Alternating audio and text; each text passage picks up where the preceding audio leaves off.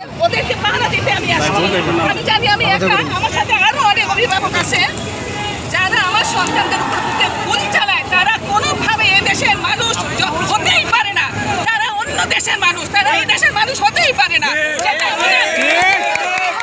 আর যেই হোক, আওয়ামী লীগের লোকজন হোক, তার সংসদের যে এমপি মিনিস্টার যেই হোক, যারা আমার সন্তানের বুকে গুলি চালায়, তারা এই দেশের নাগরিক না, তারা অন্য দেশের। তাদেরকে প্রতিবাদ জানাচ্ছি আমি। আমার সন্তানের কেন বুকে আগুন দিল, কেন ওদের বুকে গুলি করা হলো? ওরা এই দেশের নাগরিক না। আমি প্রতিবাদ জানাই, আমার সন্তানের যেন আর একটাও গুলি যেন না চলে। অতএব এই দাবি মেনে নিয়ে এখন শুধু একটাই দাবি, আপনি মানে কেটে পড়েন, স্বচ্ছন্দ মানে যতটুকু সম্মান আছে আপনার একটাই শুধু এখন দাবি, আপনার গদি ছাড়েন আর কোনো দাবি নাই, এক দাবি। আপা একটু বলি, অনেকে অভিযোগ করছেন যে আপনারা বাড়িতে ঘুমাতে পারছেন না। অবশ্যই আমি আমার সন্তানকে আমি ঘরে তালা দিয়ে আসতেছি, আমার সাথে বের হবে বলি না বাবা, তোমার জন্য আমি মাঠে নামছি, বলি যদি খাই আমি খাবো, আমি যদি মরে যাই তখন তুমি ঘর থেকে বের হবে, তারা তুমি বের হবে না। সেই প্রতিশ্রুতিতে আমি আজ রাস্তায় মাঠে নেমেছি, আমি একা, কিন্তু আমার এখানে হাজারো সন্তান, লাখো সন্তান এখানে আছে মাঠে।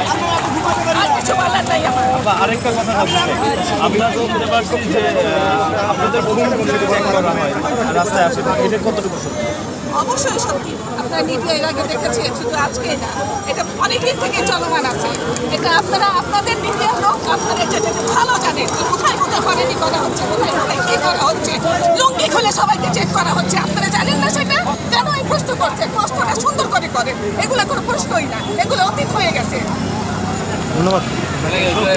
দর্শক, আপনারা দেখতেই পাচ্ছিলেন অভিভাবক এবং সাধারণ শিক্ষার্থীরা তাদের তীব্র আন্দোলন যে কর্মসূচি, তাদের কর্মসূচি চালিয়ে যাওয়া যাচ্ছে এবং কি তাদের দাবি দাদা আদায়ের জন্য তারা কিন্তু রাজপথ ছাড়বে না বলে আমাদেরকে জানিয়েছেন।